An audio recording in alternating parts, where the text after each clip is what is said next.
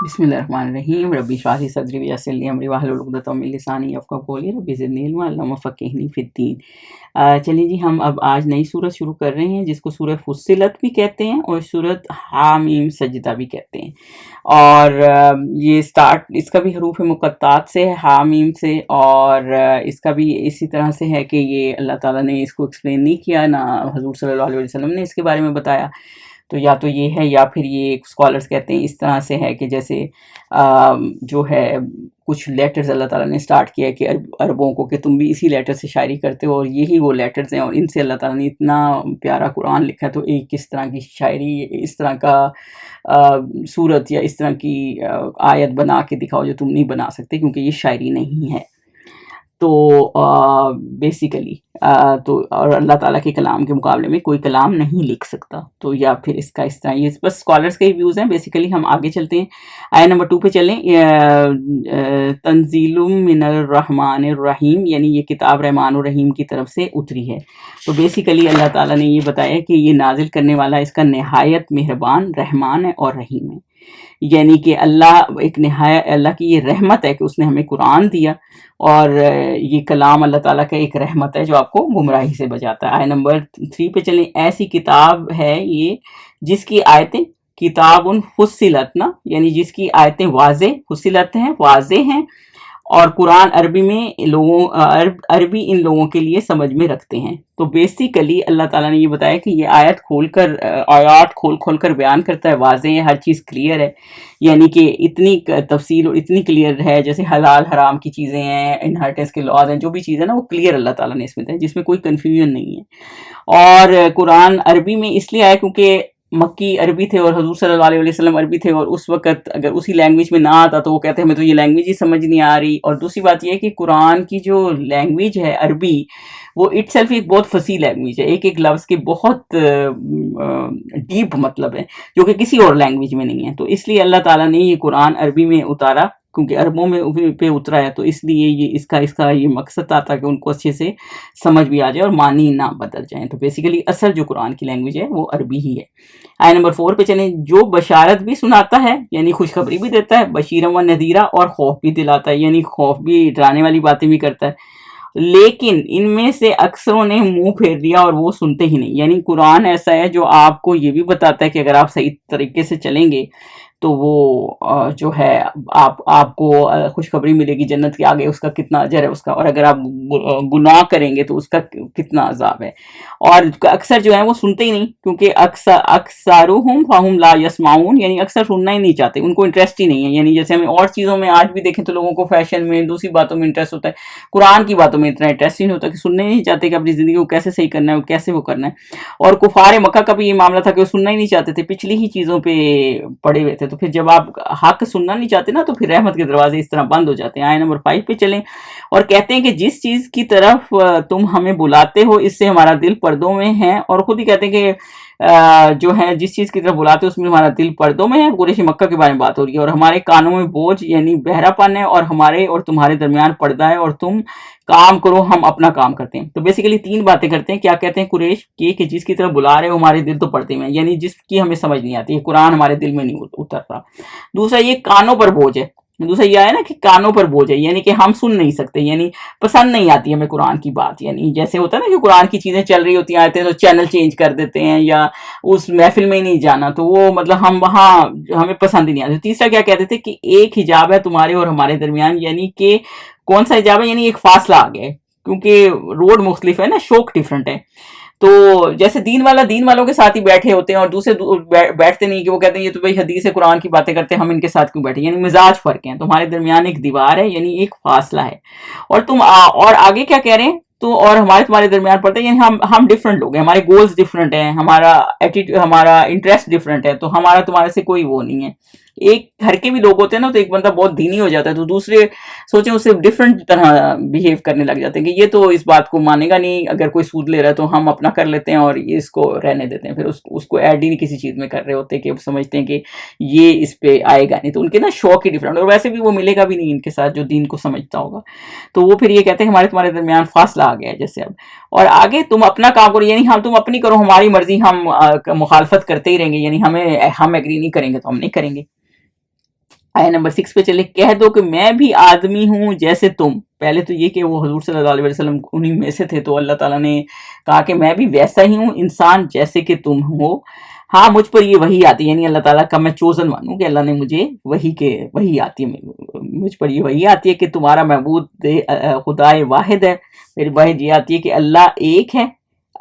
یعنی کہ توحید کی، تو سیدھے اسی کی طرف متوجہ رہو اور اسی سے مغفرت مانگو اور مشرکوں پر افسوس ہے. یعنی کہ نیک کام کرو، حق پر رہو اور سیدھے رہو، یعنی استقامت. یہ فاستقیموا ہے نا، یعنی کہ اللہ تعالیٰ کی بات پہ ڈٹے رہو، استقامت پہ رہو اور استغفار کرو. کوئی کمی رہ جائے، یعنی کوئی ظاہر مسئلہ انسان ہر چیز پہ پورا نہیں ہوتا نا، کوئی کمی بھی رہ جائے تو استغفار کرو، اس پہ قائم رہو، اور اگر کوئی کمی رہ جائے تو اس پہ استغفار کرو، یعنی کہ اخلاص کے ساتھ کام کرو، کسی کی طرف جو ہے نا جھکنا نہیں ہے. اور مشرکین، ویل للمشرکین یعنی ہلاکت ہے مشرکینوں کے لیے، یعنی جو نہیں مانیں گے ان کے لیے ہلاکت ہے. تو وہ یہ بتا رہے ہیں کہ حضور صلی اللہ علیہ وسلم کو یہ تھا کہ مجھے یہ حکم آیا کیونکہ میں اللہ تعالیٰ کا چوزن ون نبی ہوں. تو وہ یہ اپنا انٹروڈکشن دے رہے ہیں. آیت نمبر 7 پہ چلیں، جو زکوٰۃ نہیں دیتے اور آخرت کے بھی قائل نہیں. تو جو زکوٰۃ نہیں دیتے ادا کرتے، یعنی کیونکہ دیکھیں مکہ والوں کا کیا تھا کہ مکہ والے نا ایک بہت ہی کھلے دل کے لوگ تھے، لیکن جب انہیں پتہ چلا نا کہ مسلمان دوسرے دین پہ ہیں تو پھر وہ مسلمانوں غریب تھے مسلمان، تو ان کو زکوٰۃ نہیں دیتے تھے اور وہ کرتے. یا تو اس میں ایک تفسیر اس طرح سے بھی نکلتی ہے کہ یہ وہ لوگ ہیں جو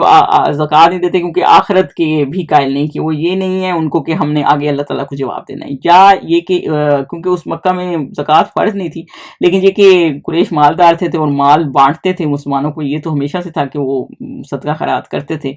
تو اور قریش بھی ویسے بھی کرتے تھے، تو یہ کہ پیسہ خرچ کرتے تھے، مشکل ہو تو جو غریب لوگوں پہ خرچ کریں. یا پھر یہ اس کا یہ ہے کہ جیسے اپنی نفس کی زکوٰۃ، یعنی نفس کو پاک نہیں کرتے، شرک سے پاک نہیں کرتے کیونکہ، اور آخرت کو نہیں مانتے کیونکہ آخرت کو نہیں مانتے تو اپنے آپ کو پاک نہیں کرتے، یعنی شرک سے پاک نہیں کرتے. جس زکوٰۃ کا ایک میننگ پیورٹی کا بھی ہوتا ہے، تو ایک تفسیر اس کی اس طرح سے بھی آئی ہے. تو جس کو آخرت کا نہ پتا ہو تو وہ تو یہی کہے گا نا کہ میں نیکی کیوں کروں، میں سیونگ کیوں کروں، مجھے آخرت کا کیا فائدہ ہے، میں نیکیاں کیوں کرتا پھروں. تو کیونکہ وہ آخرت کے قائل نہیں، تو جو زکوٰۃ نہیں دیتے اور آخرت کے بھی قائل نہیں، یعنی کہ ان کو یہ نہیں کہ ڈے آف ججمنٹ میں ہمیں اس کا اجر ملے گا. 8 پہ چلیں، مگر ان الذین آمنوا وعملوا الصالحات، لیکن جو لوگ ایمان لائے اور عمل نیک کرتے رہے ان کے لیے ایسا ثواب ہے جو ختم ہی نہ ہوگا. تو جو ایمان لائے اور صالح عمل والے ہیں، یعنی صرف ایمان لانا ضروری نہیں ہے، صالح عمل بھی ضروری ہے، تو ان کے لیے کیسا ہے، انلمیٹڈ جو ہے اجر ہے. یعنی کہ جو ہر حال میں کرتے ہیں. جو بندہ تندرستی میں اللہ کی عبادت کرتا ہے نا اور پھر بیمار ہو جاتا ہے، تو پھر جو وہ نماز تہجدیں یا نفلی عبادتیں جو کر رہا ہوتا ہے اور وہ نہیں کر پاتا، تو اللہ تعالیٰ فرشتوں سے کہتا ہے کہ یہ اگر تندرست ہوتا تو تب بھی یہ کرتا، تو تب بھی اللہ تعالیٰ اس کی نیکیاں وہ لکھ دیتا ہے. تو اس لیے جب آپ کے پاس ہیلتھ تو سب کچھ ہو نا، تو زیادہ سے زیادہ عبادت کرنی چاہیے. آیت نمبر 9 پہ چلیں، کہو کیا تم اس سے انکار کرتے ہو جس نے زمین کو 2 دن میں پیدا کیا. اب اللہ تعالیٰ اپنی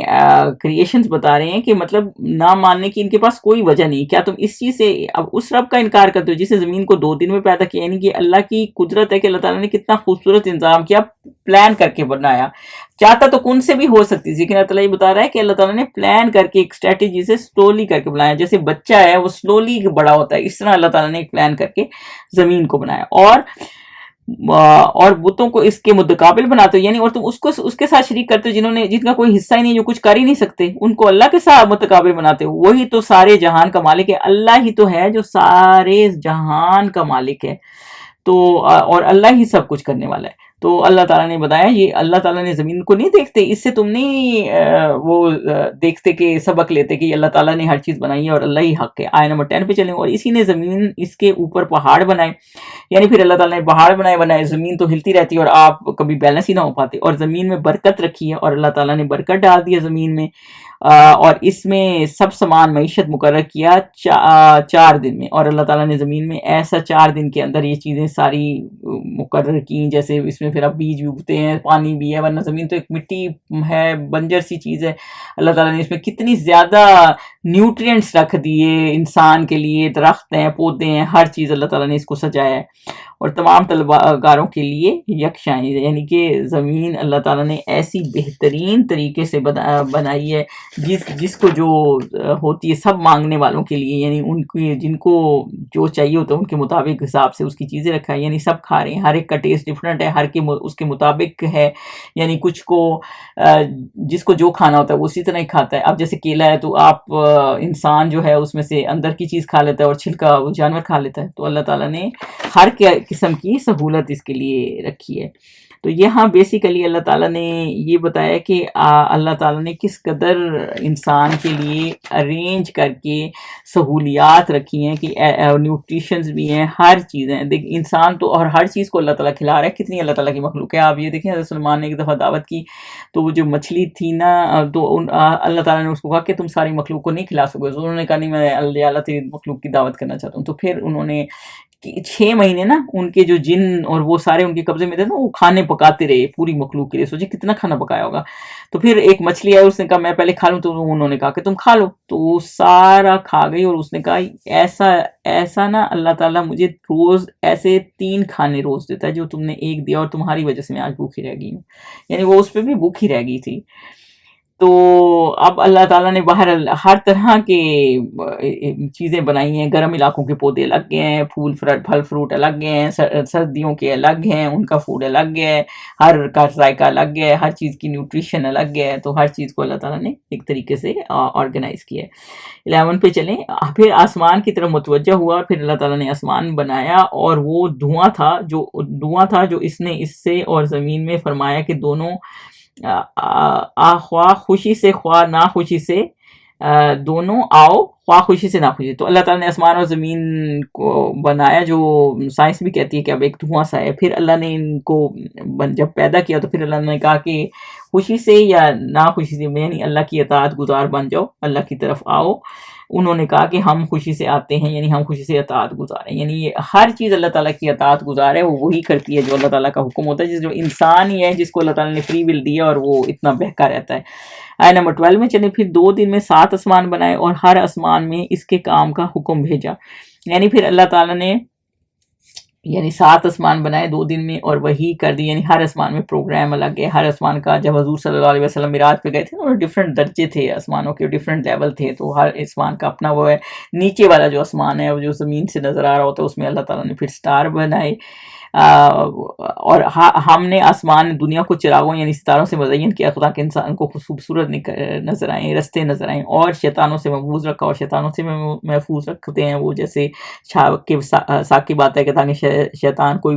چیزیں فرشتوں کی باتیں نہ سن سکیں، اور یہ زبردست خبردار کے مقرر کیے ہوئے اندازے ہیں۔ تو یہ اللہ تعالیٰ نے آسمان کو اس طرح اللہ تعالیٰ نے سجایا ہے ستاروں سے، اور تاکہ وہ گرتا بھی نہیں ہے، اور یہ سب اللہ تعالیٰ کے زبردست انتظام ہے کہ ہمیں یہ فکر نہیں ہے کہ یہ کس طرح ستارے ہیں اور کس طرح جو ہے وہ